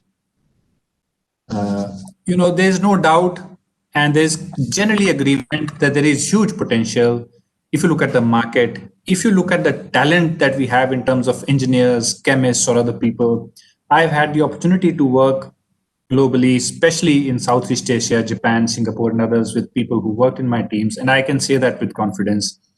In terms of the natural resources that we have, in terms of the way we can do projects at much lower costs.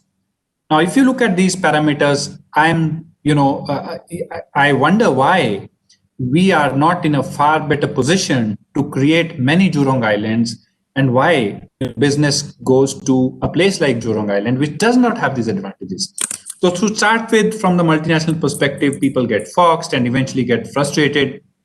But, and as somebody said, India is seen as sometimes a market for second-grade products. And I dare say that sometimes it is also seen as a place fit for doing lower-end manufacturing or hand-me-down manufacturing. And that is a perception that we need to take on working. The desire India is huge. As a country, we have a lot of goodwill. People are looking at alternatives. And in general, I think it is a nation that the world likes to trust. In terms of improvements, I may make a few points. I think we need to get away from the obsession of merely having certificates. I'm sure India has far more quality certificates than Japan has. And we need to get obsessed with achieving excellence. I remember reading in the autobiography of Steve Jobs when he came back into Apple, and he was asked a question that what have you started doing that the company has started to perform so well again. And keeping it in context, he said, I've asked everybody to stop focusing on profits. The point I'm trying to make is that it's not about short-term gains. This is about excelling and therefore creating a brand which will eventually translate into value. I would like to see that mindset. And it is going to be multi-dimensional investment and commitment in people, in culture, in infrastructure, in technology. And we need to move ahead from thinking of quality as tactical, meeting specification and shipping the container, to strategic. And eventually, if you look at the countries which deliver it, it is a value. I mean, that's how they work. I've worked with people in Japan. So it's an inherent value. It's gone far beyond tactical and strategic. And the same point again, we all in the industry and policymakers, we need to join hands together to create an ecosystem which wins. It's not about only companies winning. As you can see in the world, whether it's cars in Germany or electronics in Japan, or even in India, there are great examples like the pharma industry, like the crop industry, or the IT industry. It is the ecosystems which win. And, as policymakers and industry players, we need to work towards that. Thanks, Rupert. I think that was really useful. Going to you, Rene, you spoke a lot about the work that Udyog is doing with MSMEs. Could you perhaps share your insights on some of the global best practices or the practices that Udyog brings in terms of training and capability building for MSMEs on their journey on quality and productivity? Yes, thank you very much. I think on the MSME and training and capacity building, I think there is the need to actually bring in the kind of productivity mindset into the vocational training and skills that we do. We have a lot of work that is currently happening on skills development through the Skills Council and so on, which is very much focused on being a good pipe fitter or being a good craftsman, but taking a systems perspective and typically quality and productivity are an outcome of the system that are kind of missing there. And I think that Rupert has mentioned it twice, that we need a winning ecosystem, and the ecosystem for supporting the MSME sector is relatively weak, I guess, in India. And we can say we have quality counts, we have NPC, but if I go to one of the chemical clusters, whether it's VAPI or any of the other ones, it's still difficult to get access to reliable information, reliable technology. And I think this is a matter of both demand and supply. So it's also the MSME sector opening up the doors and accepting that somebody else can maybe add value by advising, and it's also by the service providers taking the MSME sector as mature, as worthy support. I think that since I have the floor, let me misuse it for 1 minute and maybe highlight two other practices which I think as global practices, which I see not yet fully reflected in India. And I think that there is a lot of trust around the safe and sustainable chemicals. So that's about developing new chemicals, new molecules, and new processes, which one might you have different nicknames for it, but I think that it goes under the green chemistry. So redeveloping, we did not necessarily need new products or new pigments, but we need to redevelop the way we manufacture them so that it's more efficient, less waste, and more efficient done there. So I think this is some area where you need to think there is still a potential for India. We have the engineering know-how, we have the chemical know-how, but we still not applying this new thinking about efficiency in a broader way in manufacturing. So green chemistry, we've been trying as UNIDO, so what we call a facility for low carbon technology deployment, to get some examples. We have some examples of companies which are trying to extract now omega-3 fatty acids from waste materials, from the silk reeling industry. We have some companies which are looking at doing biotechnology, enzyme-based alternatives to pharma production. So that the green chemicals trust and green chemistry trust is certainly something that we feel could be added. The second one, which I would like to add, is on the kind of the efficiency at the level of the industrial parks. And then we often talk about this acronym that one person's waste can become the input to somebody else, the notion of what in the scientific literature is then the industrial symbiosis. So, and this has been, if you look at the petrochemical parks globally, this has been the way where profitability has been really driven in Singapore and China, or in Taiwan or Korea. So we see some examples of this, but this can also be extended to other areas on eco-industrial parks. We tried for and now I have to Nandesari in Gujarat as well, to try to do some of this work. And then also small chemical producers, can they work together on how to deal with the chemical drums, but also on a collective water reclamation strategy, or the notion of also doing the steam highway. So rather than everybody having a small steam boiler, can we supply this at a larger scale and support many small units in there? So I think we should start to think about also an ecosystem of factories in these industrial clusters where we have many MSME operations. But the challenge that India is a leader in some of the specialty chemicals, and a lot of knowledge and capabilities there, but it is kind of, if I may say so, the chemistries which were coming out of the 60s and the 70s, and they're not necessarily the ones which we need in the middle of the 21st century. So there is a need to help, and you can't say, several of the panelists have commented on this, the specialty chemicals, you can't buy them off the shelf. It's custom designed, custom developed, and then can deliver a lot of value to India, to productivity and quality and the environment and safety. So thank you very much.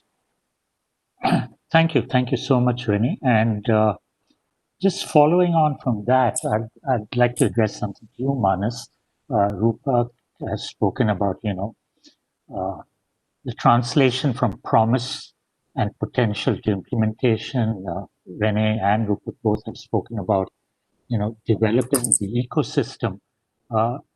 From your experience and KPMG's experience, what are the global kind of best practices in this area to drive that groundswell movement at scale? How do you really develop this so that it becomes built into the DNA of the enterprise? Sure. And I think so. I think the ecosystem question is the most relevant one, because that's a key pillar or tenet of really making that success happen, right? Because, and I think somebody else also mentioned about the value chain aspect. I think it was Mr. Kaushik. I think chemicals is not one thing. It is a set of interconnected set of things, right? And which is where I think I was talking about the circularity of it. But what has really worked is really the governmental support. And I'll give you two examples. One, in fact, I think Rupak had rightly talked about was Jurong. Technically, it doesn't have anything there, right? I mean, it's just a transition hub. The best benefit it has, it's a logistics location. It's situated in Asia. China is there. But other than that, what really has happened is Singapore government has really set it up with Shell, BP, and other petrochemical facilities coming up there. The similar equivalent, which is again not too far off, is in for example, in Yanbu. That Aramco and Sabic and others have done. And again, what's very interesting is the ecosystem is really a very interconnected one. There, they have invested financially with the likes of Dow. DuPont Dow has invested significantly there.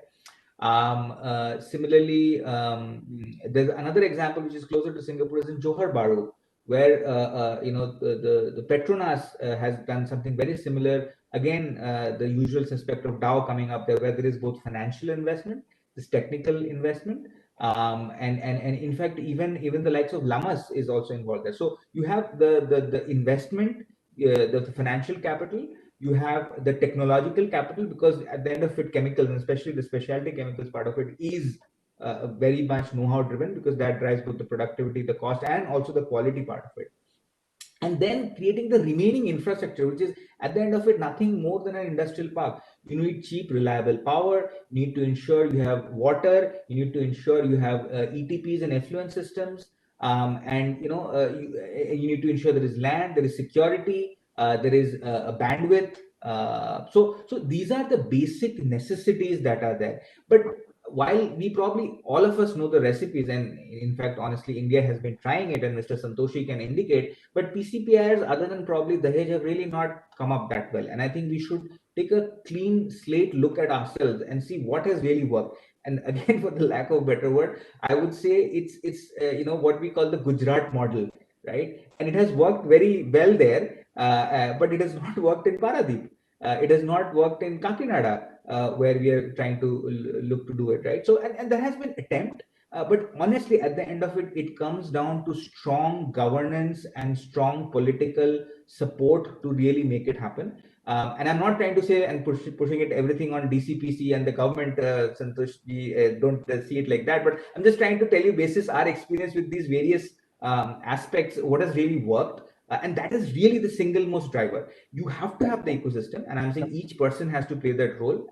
But that really, while you have the recipe and you need to get that ecosystem together, whether it's technological capital, the financial capital, the process know-how, as well as the human capital, eventually, and of course the basic necessities, you have to have that overall support to really make it happen. Zarir?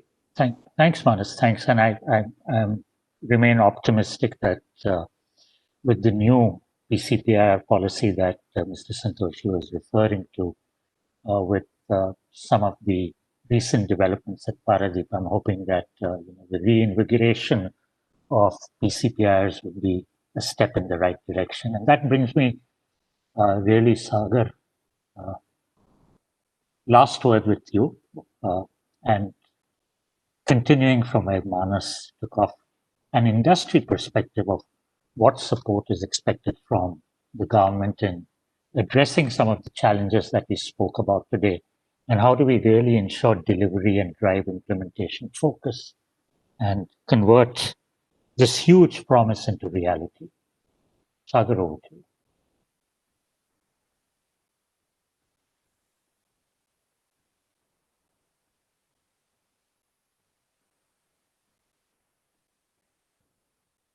Sagar, you're on mute, Sagar. Yeah, thank you. Thank you for the question. And I would say that in the last few months, we have become actually quite optimistic that some of the initiatives which are beyond assurances, we think that they have started to work. I could also name this DCPC. I think some of these PLI scheme, I think it was the way it has been, the amount of time which DCPC has spent in preparing the proposal, making it really a robust proposal that wherever it has to go for the approval to cabinet, etc. And I must say that the kind of question they were asking us for making the proposal very robust were so healthy and so much, let's say, committed. Similar thing I see in the other ministries like the Ministry of Environment. You see some concrete changes which are happening in terms of the structure. And in the past, there used to be one group. Now there are 3 groups which are available to look at the different proposals of the different industries across sectors. So you see the response time has dropped, and the supportive attitude has come that, look, you only have to give me this and not to put the whole proposal once again. So I think at the center level, I see that there is a collective effort and it's coming actually in a collective manner, both from the bureaucracy as well as from the political side. So we have to actually compliment the government. I must really say it and emphasize that. Now, the other differences we have to still overcome is between the center and the state. There are duplication for the similar type of approvals. I think those areas need to be addressed, that if there is the approval process has to be from either center or state. State can approve and inform the center, and center can approve, and I think those areas, they need to be still negotiated, which is healthy. And I think there is always a good reason to the way the policies are there. So the other areas which are, as I mentioned, specific to our industry, and I mentioned that we are at the sweet spot that the global markets have become really generic, and they will become more generic. So I think there we need to see that our policies should be supportive, because this key success for generic is, of course, the quality, price, and the sustainability areas, because the customers in the US, customers in the western part of the world, they would like to see the similar ecosystem that exists with their present suppliers in India. So it's not just the quality part, etc. So we have to mirror a lot of processes to achieve that. That's fine. But this is the generic market, so we have to make sure that we are the first generic to be brought to the market. And for that, some of these new campaigns we see about data protection for the globally generic products. Why should there be a data protection for a generic product? And they make a case because this is coming first time in India. What is this? So I think these areas, India has a full respect for the invention. There is 20 years project for the period. And if the inventor has taken 20 years to bring the product now when the patent is over, I mean, why are they creating this kind of a confusion that India doesn't respect data protection? I mean, India respects the patent, and it is beyond patent. And, that creates, unnecessarily takes away a lot of energy and focus that we need to be really working. But to answer, I think we are on the good way. We are moving with the very optimistic and beyond assurances. So we could be optimistic for future. Thanks so much, Sagar. This has been truly fascinating, and I really wish we had more time to delve into each of these great insights in greater detail. Hearing you all, I think it's quite obvious that we reaffirm that quality and productivity do go hand in hand. And if we are to make an even more significant mark on the global stage, we need to pursue this proactively with a sense of urgency and spread the message across the value chain. I think for the sector, the time is here and now, and we really can't afford to lose seizing the moment if we wish to achieve the twin goals of self-reliance and hitting that 5 trillion mark.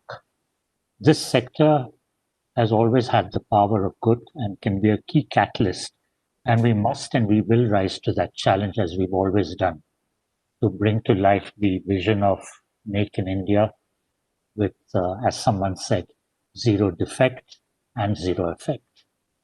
May I take this opportunity to thank the efforts put in behind the scene by the organizing teams who've done an admirable job in putting this together. Special thanks to Mr. Santoshi for being with us throughout the session today. I think that just reaffirms the kind of support that DCPC gives to this sector on its continuing journey. And of course, my sincere thanks to all our speakers today. Once again, thank you for joining us, and a very good evening. Stay safe, stay healthy, and on behalf of QCI, I would like to thank Mr. Zareel Langana for moderating the session and all the esteemed speakers for sharing the useful insights and perspectives towards the chemical and petrochemical industry. We understand that the industry needs improvement in areas of infrastructure, including pipeline, road connectivity, water treatment facilities. Innovation and designing is also required. Going further, digitization in the field would lead to increase in productivity, maximizing efficiency in terms of energy, water, electricity, etc. would leave less resources for waste disposal. Institutions and specific to the industry, like in China, needs to be set up. So all these recommendations shared today will greatly contribute towards the compendium that will be released after the conclusion of the webinar series. We are really grateful to all the attendees who were part of today's enriching session. Thank you for everyone here. Thank you. Thank you very much. Thank you, everyone, Thank you. and stay safe. We may end this session now. Thank you, everyone. Thank you. Thank you.